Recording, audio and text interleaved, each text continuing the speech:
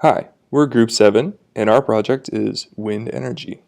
I'm Adam Haddad, and I'm joined by Isaiah Boone, Richard DiGiovanni, and Brian Nadara. Here's a summary of wind energy. The technique of capturing wind energy and transforming it into useful mechanical and electrical power is known as wind energy. Currently, turbines, basically huge windmills, provide the majority of wind energy used. The wind rotates two or three of the turbine blades, which resemble propellers, around the rotor. The aim of this project is to design and construct a circuit that can transform wind energy produced by a turbine into a source of power for a device. The goal is to create a circuit that can use a DC to DC boost converter and a DC to AC H-bridge inverter to turn wind energy into a source of power for a device. The fundamental ideas that are required are small ripple approximation, average steady state, DC converter analysis, and DC to AC inverter analysis. The converters used in the project are namely the boost converter, DC to DC, and the H-bridge, DC to AC. According to the demands of our project, a boost converter increases the output DC voltage that is already present.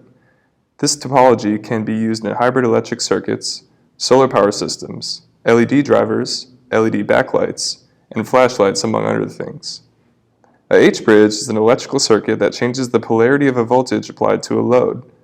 To enable DC motors to run forward or backward, these circuits are frequently employed in robotics and other applications. Some unique materials used in our project are the metal adapter connected to the nose piece in our design, the two MSP430s, the generator, and the PLA filament used in the 3D printing of our design. Here's a little design plan for each of our parts.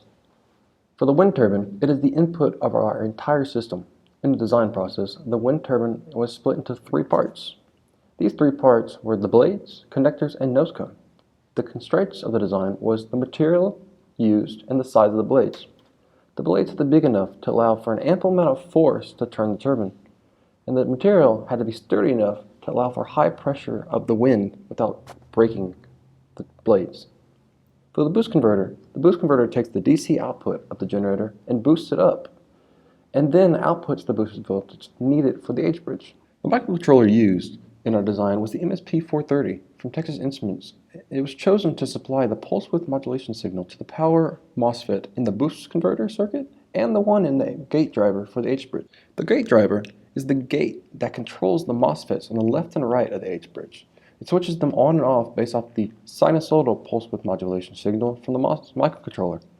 The H-bridge is the inverter that converts the boosted DC signal back to AC with a 60 Hz frequency.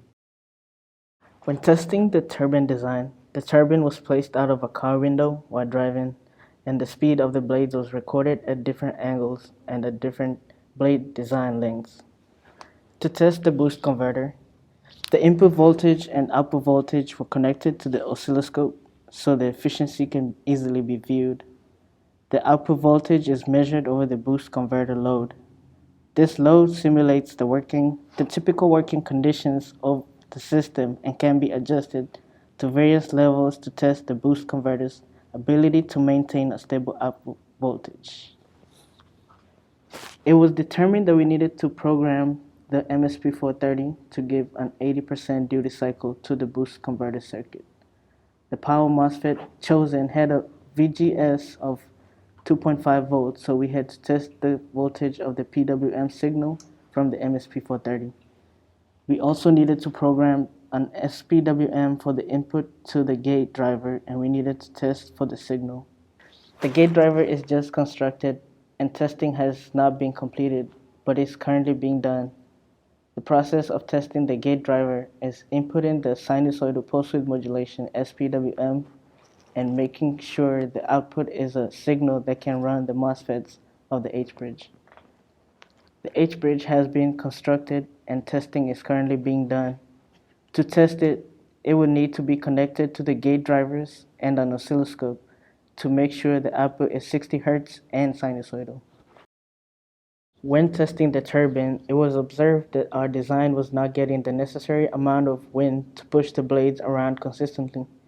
To fix this issue, we increased the diameter of the blade to blade from 12 inches to around 16. The extra 4 inches allowed for a greater area to be pushed and directed by the wind. It was also determined that in our testing, the blades were in around a 10-degree angle. This could have caused a lack in wind energy. To fix this, the angles are now at a 5-degree angle to put them in line with other wind turbine designs. After testing the boost converter, it was able to boost an input of 2.5 volts up to an output of 16.7 volts. So it was able to produce a steady boosted voltage of around 6 times the input voltage. The output voltage of the PWM signal from the MSP430 was measured to have a mean voltage of 2.85 volts. The SPWM signal had a frequency of 60 Hz, which is what we anticipate will produce an AC current output at the H bridge. The testing of the prototype of the gate driver is still being done, but the simulation is producing the proper output. In conclusion to our project, our group has managed to design and construct a prototype of a wind energy system. This was done by applying skills developed in Circuits 1 and Electronics 1, as well as knowledge learned from sophomore design through testing. For our prototype, each part has been created, and testing for each part is currently being done. Once all components are tested and working separately, future testing with all components connected will need to be done. Issues with components during construction and part availability has limited the speed at which construction has been done. However, for these issues in the project allowed the group to apply learned skills to resolve such issues and help develop the opportunity to refresh their knowledge in electrical engineering. Overall, the project allowed for the members of the team to grow in their understanding and knowledge presented. Future plans for the project include testing the full design with each part being connected and a PCB design and construction. Here are our sources. Thanks for listening.